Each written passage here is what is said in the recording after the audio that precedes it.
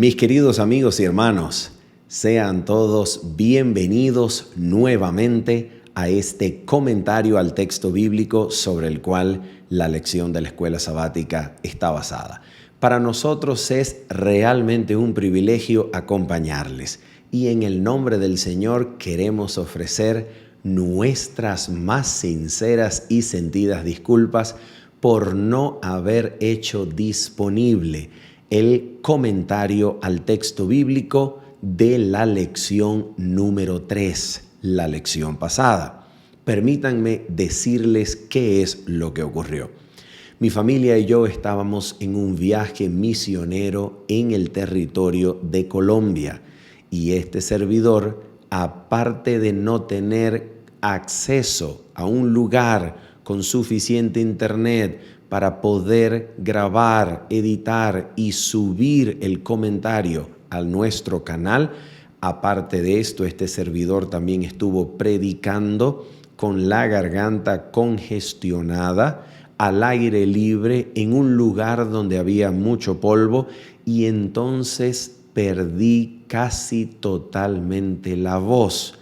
Usted puede darse cuenta todavía en este audio que usted está escuchando como parte del video grabado que no he recuperado totalmente la voz, pero hemos decidido en el nombre del Señor hacer disponible igualmente este comentario perteneciente a la lección número 4.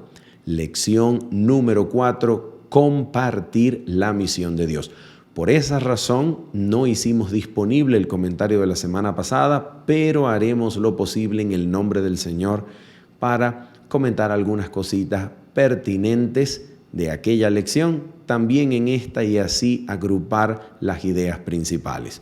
Hablando de ideas principales, queremos recordar que este comentario grabado que usted está escuchando está acompañado ahora por un bosquejo escrito donde se encuentran las ideas principales que forman la estructura de este comentario grabado que usted está escuchando, y puede usted descargar este material escrito directamente y de forma gratuita de nuestra página web www.preachmanuel.com www.preachmanuel.com. El enlace será dejado en la descripción de este video para que usted solamente tenga que hacer clic y tenga acceso a descargar este bosquejo escrito con las principales ideas de este comentario estructuradas de manera que usted pueda repasar,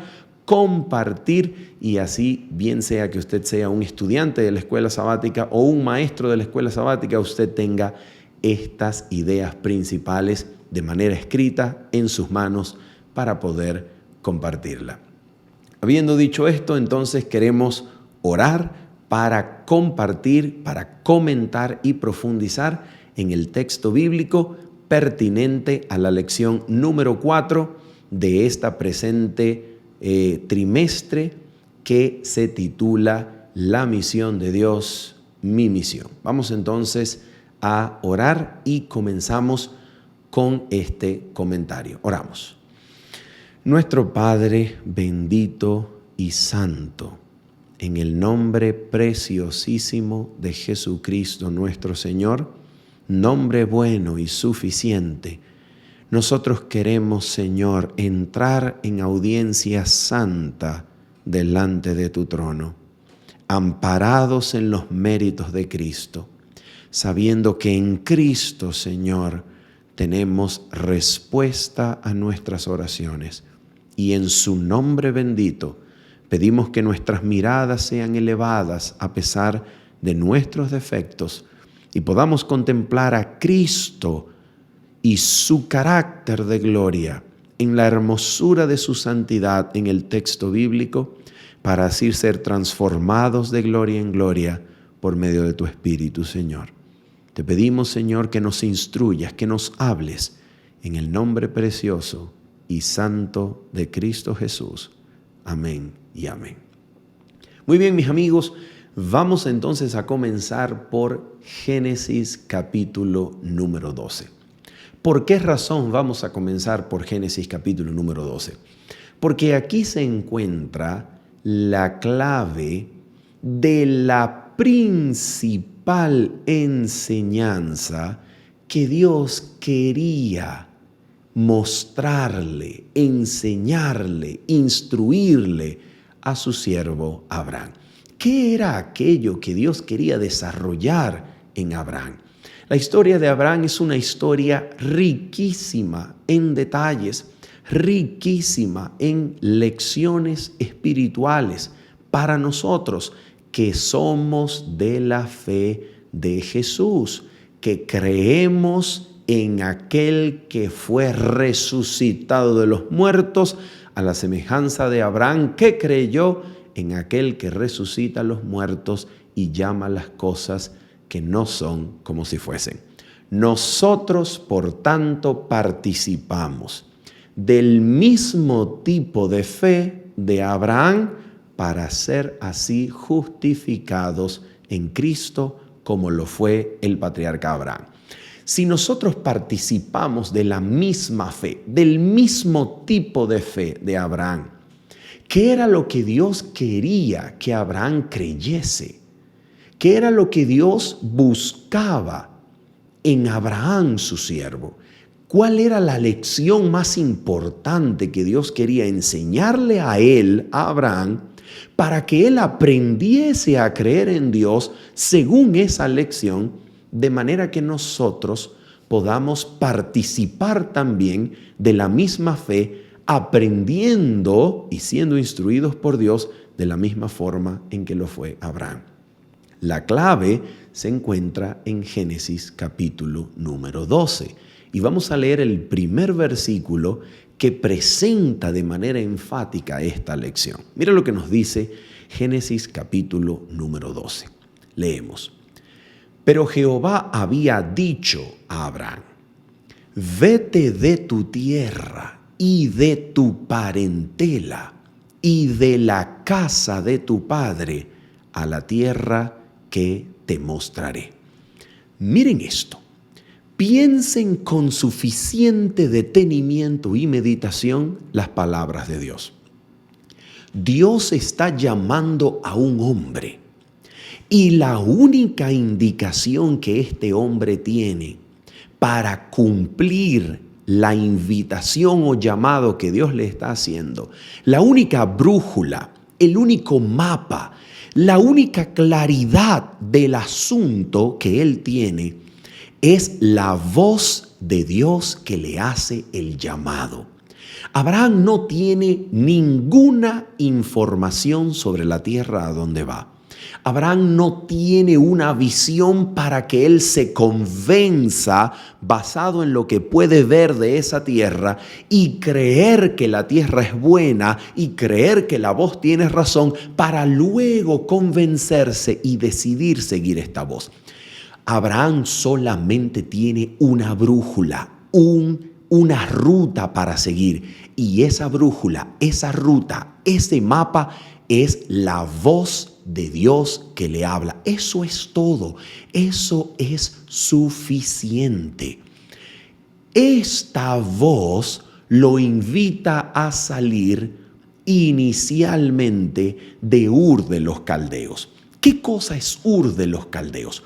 Ur de los Caldeos está ubicada en el mismo lugar donde la torre fue construida y donde esta ciudad llamada Babel inició una rebelión contra Dios, desafiando la voz del Dios Santo, desafiando la voz del Dios Creador. La voz del Creador, la palabra del Dios Santo había dicho a los hombres del mundo que los hombres debían esparcirse sobre la tierra y ellos, en abierta rebelión y desafío, hacen lo contrario a lo que la voz y palabra del Creador había indicado en Génesis capítulo número 1. ¿De dónde está llamando Dios a Abraham a salir? De una ciudad, atención, de un lugar en donde lo común es el desafío a la voz del Creador, a la palabra del Creador, para afirmar, para construir en su lugar una completa dependencia del poder y autoridad humanas. En otras palabras, Dios está llamando a Abraham para que salga en pro de esa voz, a seguir esa voz y no las garantías, las autoridades, las certezas humanas.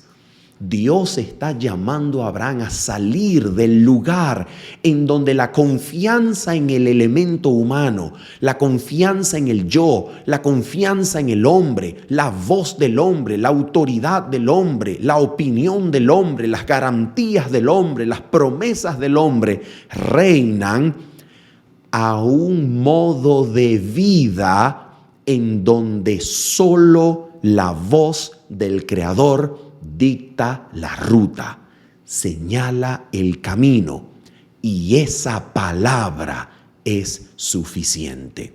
Esa palabra está por encima de las garantías, promesas y certezas humanas, por encima de la autoridad humana, por encima del razonamiento humano. Esa palabra es suficiente, y en vez de preguntar cómo es la tierra, Abraham solo deberá seguir esa voz. ¿Qué cosa es eso, mis amigos? Y si nosotros seguimos leyendo Génesis 12, vamos a ver que el propósito de Dios es hacer de Abraham una nación grande. Pero en el momento, Abraham es estéril. En otras palabras, no ha tenido hijos. No se sabe si Abraham es estéril, si Sara es estéril. Él no sabe, no tiene esas certezas, pero no tiene hijos, no tiene descendencia aún. Entonces Dios está llamando a un hombre y dice de él que va a ser una gran nación y que va a bendecir a todas las familias de la tierra en él, pero este hombre en el momento de su llamado está sin hijos. Este hombre de quien Dios promete hacer una gran nación no tiene tierra, porque la orden de la voz del Creador, de la palabra del Creador, lo único que le ha dicho es: vete de tu tierra y de tu parentela. Así que este hombre aparentemente que está cortando todo lazo humano y no tiene aún descendencia, de este hombre Dios piensa sacar una gran nación. Sin tierra, sin descendencia, Dios sacará una gran nación, una descendencia en donde todas las familias de la tierra serán bendecidas. La pregunta es, ¿qué cosa es lo que Dios está buscando enseñar? ¿Qué cosa es? ¿Cuál es la lección principal? Amigos, se llama dependencia absoluta de la gracia del Creador manifestada en obediencia a la palabra de este Creador. ¿Cómo se manifiesta la dependencia de la gracia? Solamente siguiendo la voz del Creador. Abraham no sabe a dónde va, pero él va a seguir la voz del Creador. Abraham no tiene certezas. ¿Por qué? Porque está cortando toda relación de parentesco, pero él va a seguir la voz del Creador. Abraham no tiene la seguridad de las abundancias de la tierra que provee Mesopotamia, el lugar desde donde el cual está saliendo, una llanura en medio de dos ríos que se bifurcan para hacer un territorio totalmente fértil, donde los plantíos y las cosechas se hacen al nivel del río. No, Abraham no tiene esa certeza. Abraham va a una tierra en donde Deuteronomio nos va a informar más adelante, en Deuteronomio capítulo número 11, que esta es una tierra a donde Abraham va, que bebe el agua de la lluvia. del cielo. No hay sistema de riegos, así que Abraham no puede confiar en la certeza humana de un sistema de riego, ni en la certeza humana de plantar al nivel de un río como en Mesopotamia.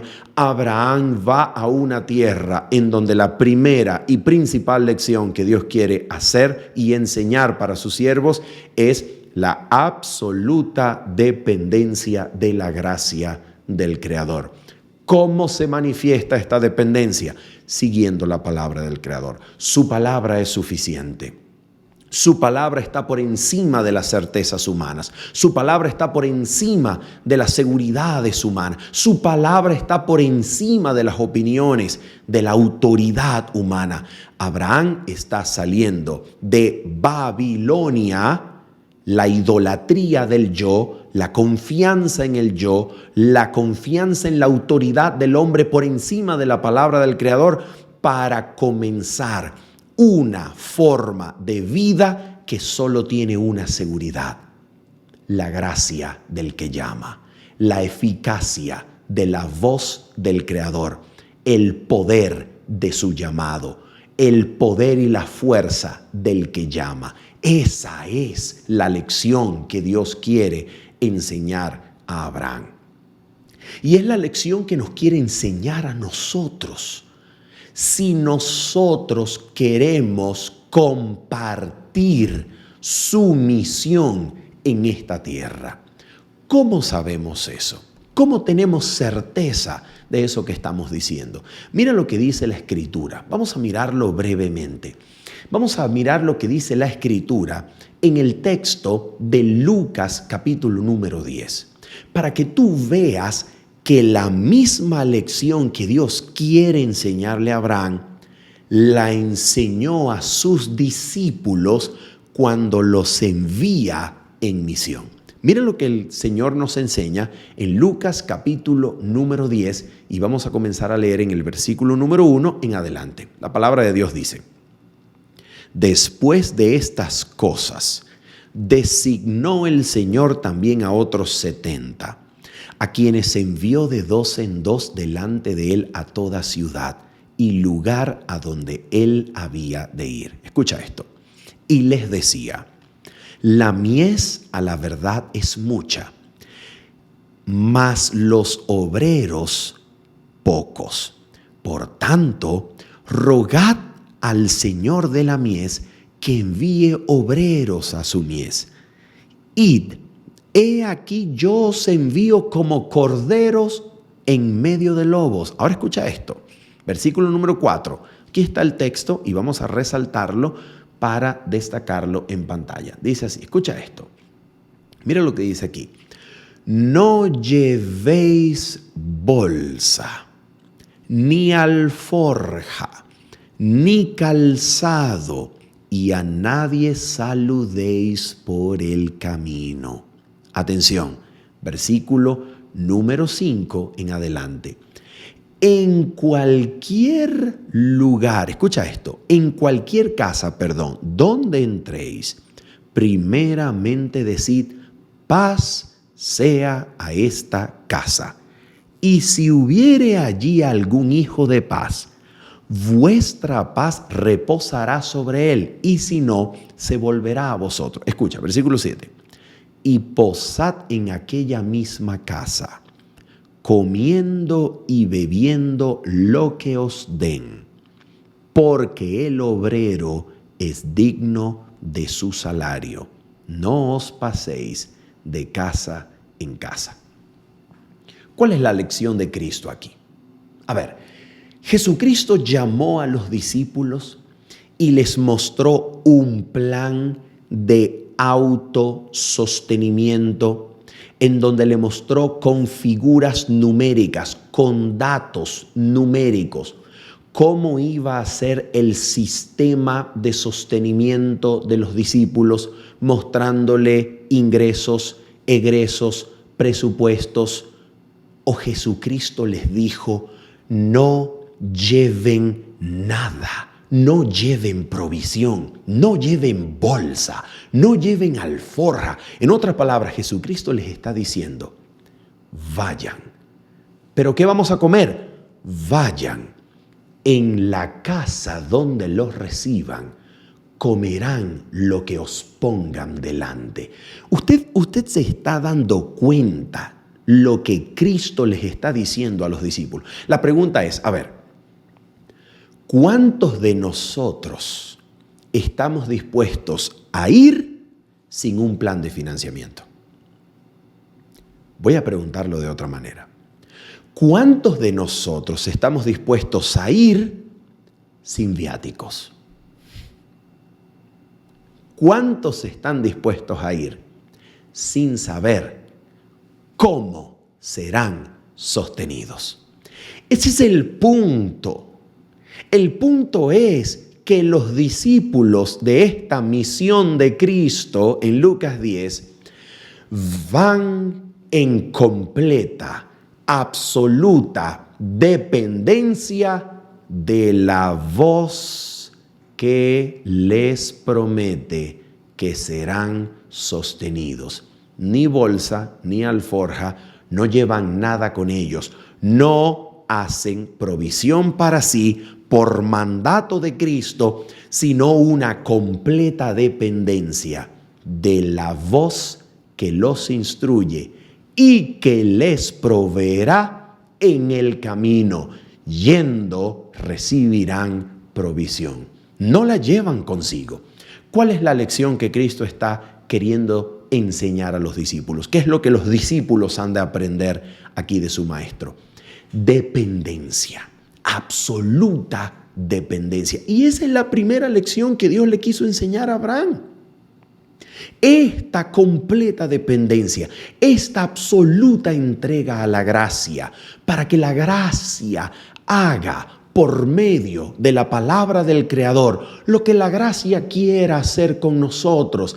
Esta completa entrega, esta absoluta confianza en la voz del que llama, la eficacia del Dios que promete, es la primera lección de un discípulo para ir a compartir la misión del Señor. Esto es tan, pero tan importante. Ahora la pregunta es, ¿qué es lo que vemos en Abraham? Posteriormente entonces vemos en Abraham un carácter que se pone en armonía con el Dios del cielo. El Dios del cielo estaba transformando a este hombre y el carácter, las gracias que adornan el carácter se van a reflejar aquí en Abraham. ¿Dónde lo vemos? Génesis capítulo número 18. Vamos a mirar lo que nos dice la palabra del Señor. La Biblia dice así: Después le apareció Jehová en el encinar de Mamre, estando él sentado a la puerta de su tienda en el calor del día. Y alzó sus ojos y miró, y he aquí 3 varones que estaban junto a él. Y cuando los vio, salió corriendo a la puerta de su tienda a recibirlos y se postró en tierra. Y dijo, escucha esto: Señor, si ahora he hallado gracia en tus ojos, te ruego que no pases de tu siervo. ¿Qué es lo que Abraham está haciendo aquí? Abraham está mostrando aquella gracia del carácter. Atención, esto no es un don que solo unos pocos tienen. Abraham está desarrollando la gracia del carácter de la cual nos manda a cultivar la palabra del Señor en Hebreos capítulo número 13. Mira cómo dice la palabra del Señor en Hebreos capítulo número 13. Vamos a compartirlo brevemente en pantalla. Versículo número 2. No os olvidéis de la hospitalidad. Y fíjate, el versículo número 1 ponía en contexto: permanezca el amor fraternal. Esta hospitalidad, dice el texto número 2, que por ella algunos sin saberlo hospedaron ángeles. ¿Qué es lo que sucede en el caso de Abraham? Abraham corre a servir. está sentado a la puerta de su tienda durante el calor del día. Abraham no está descansando de manera como holgazán en sencillamente la pereza de el calor del día. No, Abraham está ansiando servir. Abraham está esperando una oportunidad de servir. Este era un hombre que manifiesta aquí una gracia del carácter que solamente proviene del genuino amor de Cristo. La disposición al servicio, la disposición a aliviar alguna carga. Abraham obviamente no conoce a estas personas. Estas personas son extranjeros, son forasteros, son advenedizos que van pasando por el camino, pero él quiere servirles. Sin saber, como dice Hebreos capítulo número 13, sin saber que se trata de ángeles y en primer lugar, o de manera más importante, el ángel de Jehová, por medio del cual Jehová mismo hablará con el patriarca. Sin saberlo, Abraham ejercita el don de la hospitalidad.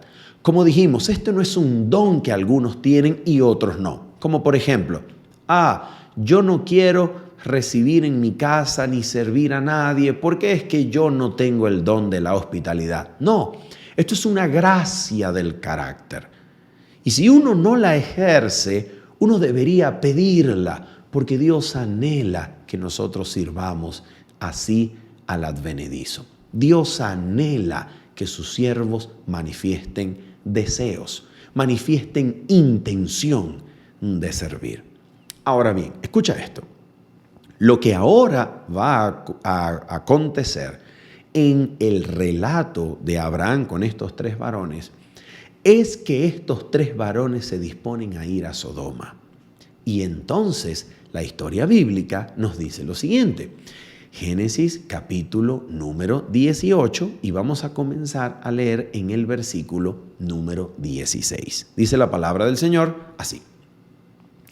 Y los varones se levantaron de allí y miraron hacia Sodoma, y Abraham iba con ellos acompañándolos. Y Jehová dijo: ¿encubriré yo a Abraham lo que voy a hacer? Habiendo de ser Abraham una nación grande y fuerte, y habiendo de ser benditas en él todas las naciones de la tierra. Sigue diciendo el texto. Atención. Versículo número 20. Entonces Jehová le dijo: por cuanto el clamor contra Sodoma y Gomorra se aumenta más y más, y el pecado de ellos se ha agravado en extremo, descenderé ahora y veré si han consumado su obra según el clamor que ha venido hasta mí. Y si no, lo sabré. Vamos a parar un momento aquí para comentar algo sobre este texto. ¿Qué atributo del carácter divino se manifiesta en esta lectura? Atención, Dios no hace nada contra la ciudad sin antes hacer un juicio de ella. Pregunta: si quien va a ver lo que ocurre en Sodoma es el Dios mismo, el Dios del cielo, ¿acaso no sabrá él de antemano lo que ya ocurría en Sodoma? ¿Qué cosa está haciendo Dios yendo a Sodoma para comprobar si el clamor que ha venido hasta él es ciertamente así? ¿Qué está haciendo Dios? Dios obviamente está haciendo juicio público de Sodoma. ¿Público ante quién? Ante los ángeles, ante las inteligencias celestiales. Dios no hace nada contra Sodoma sin antes enjuiciar públicamente delante de las inteligencias celestiales que el clamor de Sodoma o contra Sodoma ha consumado su tiempo de gracia. Dios no hace nada sin antes enjuiciar. Y esto es maravilloso.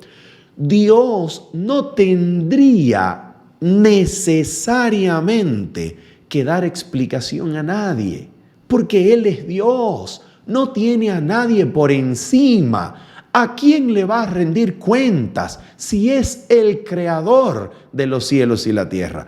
Sin embargo, Él ha querido darse a conocer como un Dios que presenta razones públicas en juicio antes de efectuar cualquier acción. Esto es maravilloso. Esto es impresionantemente leal de parte del Dios del cielo con su creación. Él es leal, Él es justo, Él es fiel y por eso lleva juicio público para presentar sus razones antes de cualquiera de sus acciones. En este contexto de un Dios que exhibe su carácter de justicia, se da el diálogo entre Dios y Abraham. Atención, dice así. Y se apartaron, versículo número 22, y se apartaron de allí los varones y fueron hacia Sodoma, pero Abraham estaba aún delante de Jehová. Y se acercó a Abraham y dijo: ¿destruirás también al justo con el impío? Quizá haya 50 justos dentro de la ciudad. ¿Destruirás también y no perdonarás al lugar por amor a los 50 justos que estén dentro de él? Y atención con lo que viene aquí. Vamos a resaltarlo en pantalla. Versículo 25. Lejos de ti el hacer tal que hagas morir al justo con el impío y que sea el justo tratado como el impío. Nunca tal hagas. El juez de toda la tierra no ha de hacer lo que es justo. ¿Qué es lo que nosotros estamos viendo aquí? Abraham está intercediendo basado en el hecho, aferrado en el hecho del carácter justo, misericordioso del juez de toda la tierra. Hermanos, aquí el texto destaca tanto el carácter del juez como aquel que intercede. Esto es maravilloso. ¿Por qué razón? Porque si Abraham no conociera al juez de la tierra, si Abraham no conociera al Dios justo, santo, benevolente, leal, fiel a su creación, que es Dios, Abraham no intercedería como lo está haciendo aquí. La razón para interceder es el conocimiento certero del carácter bueno y justo del juez de toda la tierra. Y esto es maravilloso. ¿Por qué razón? Porque nosotros que tenemos la necesidad espiritual de interceder por otros cuando estamos compartiendo la misión de Dios, nosotros que oramos por otros, que pedimos a Dios por la salvación de los otros, ¿qué cosa debemos siempre recordar? Debemos recordar el carácter del Dios a quien le estamos pidiendo la salvación de los otros. ¿Por qué razón? Porque este Dios no es un Dios que está en su trono con brazos cruzados y su semblante airado, iracundo, esperando que alguien venga a rogarle desde el mundo de los hombres y les ruega y les ruega y les ruega a ver si se digna después de mucho peregrinaje, sufrimiento y laceraciones a dar una gotita de gracia por aquellos por quien se les pide. No, este Dios no es así. Yo quiero compartir con ustedes una cita de un tratado extraordinario, donde se resume la salvación en términos maravillosos, en términos insuperables. Este tratado se llama El Camino a Cristo. En su capítulo número 3, que es acerca del arrepentimiento, que en español se titula Un poder maravilloso que convence. En este tratado, El Camino a Cristo, la mensajera del Señor dice así, comenzando en la página número 27. Mira por favor con atención lo que es necesario recordar del carácter santo de Dios cuando intercedemos y oramos por la salvación de otros. Mira lo que dice aquí. Atención. Leamos. Es verdad que a veces los hombres se avergüenzan de sus caminos pecaminosos y abandonan algunos de sus malos hábitos antes de darse cuenta de que son atraídos a Cristo. Atención con esto. Dice así. Pero siempre que, animados de un sincero deseo de hacer el bien, hacen un esfuerzo por reformarse, es el poder de Cristo el que los está atrayendo. Una influencia de la cual no se dan cuenta obra sobre su alma. Su conciencia se vivifica y su conducta externa se enmienda. Y cuando Cristo los induce a mirar a su cruz y a contemplar a aquel que fue traspasado por sus pecados, el mandamiento se graba en su conciencia. Les es revelada la maldad de su vida, el pecado profundamente arraigado en su alma. Comienzan a entender algo de la justicia de Cristo y exclaman: ¿qué es el pecado para que haya exigido tal sacrificio por la redención de su víctima? Vamos a saltar y seguimos leyendo aquí. Escucha esto. Página 27, párrafo 2, Camino a Cristo, capítulo 3. Dice así. El pecador puede resistir a este amor. Puede rehusar ser atraído a Cristo. Pero si no se resiste, será atraído a Jesús. El conocimiento del plan de la salvación le guiará al pie de la cruz, arrepentido de sus pecados, los cuales causaron los sufrimientos del amado Hijo de Dios. Y finalizamos con este. Atención con este párrafo extraordinario. Mira lo que dice aquí.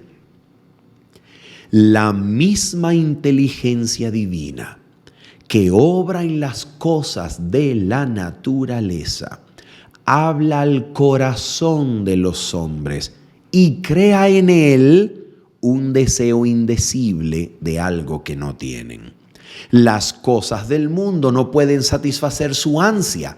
El Espíritu de Dios les suplica que busquen las únicas cosas que pueden dar paz y descanso, la gracia de Cristo y el gozo de la santidad.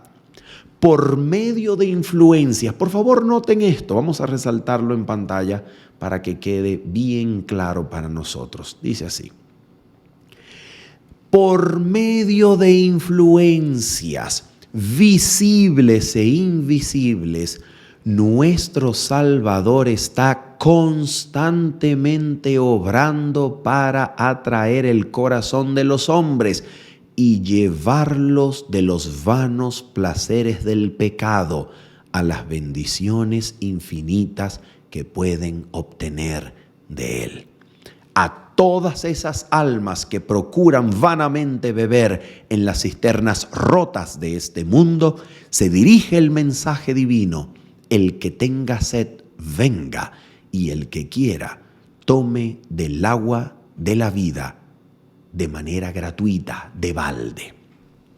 ¿Por qué acabamos de leer estos extractos del Camino a Cristo?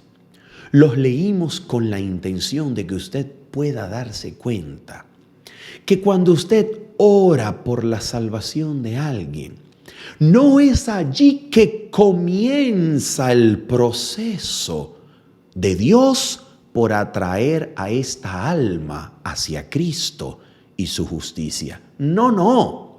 La misma inteligencia que obra en las cosas de la naturaleza, la misma inteligencia divina que obra en las cosas de la naturaleza, opera, influye en los corazones de los hombres, buscando atraerlos constantemente a Cristo.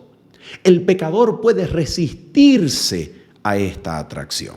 Puede decir no a este poder amoroso que lo atrae para lograr que su mirada se pose en Cristo, en su cruz, y pueda contemplar el plan de la salvación y ser atraído a las únicas cosas que dan paz y descanso, la gracia de Cristo y el gozo de la santidad. De manera que cuando usted y yo oramos por la salvación de otros, lejos de iniciar así el proceso, lo que nosotros tenemos que orar es para que esas almas cedan ante el poder amoroso de Dios que está constantemente queriéndolos atraer a Cristo. Todo buen impulso, todo deseo de ser bueno, todo anhelo de reformarse y hacer el bien provienen de Cristo. Aún de manera inconsciente, el pecador puede hoy estar siendo influenciado por el Espíritu para poner sus pasos en dirección a Cristo. Cristo está atrayendo a todo pecador. Cristo es la luz que alumbra a todo hombre. Así que cuando nosotros intercedemos, oramos a Dios para que Dios salve a alguien, ¿qué es lo que estamos haciendo en realidad? Estamos nosotros, atención, poniéndonos en armonía con el anhelo divino de salvar.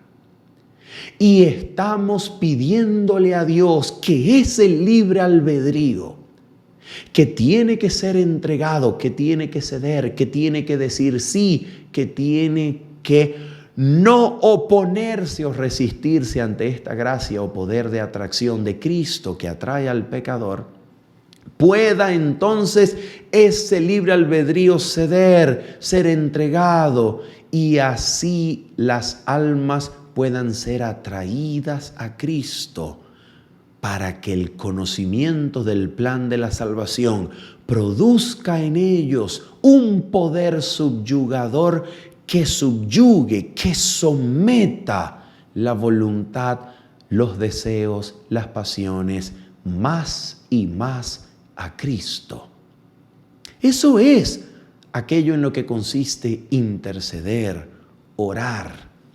Y mis amigos, mis hermanos, esto es el conocimiento del carácter de Dios que motiva, que ayuda, que empuja, que constriñe e impulsa a sus siervos a orar por la conversión de las almas.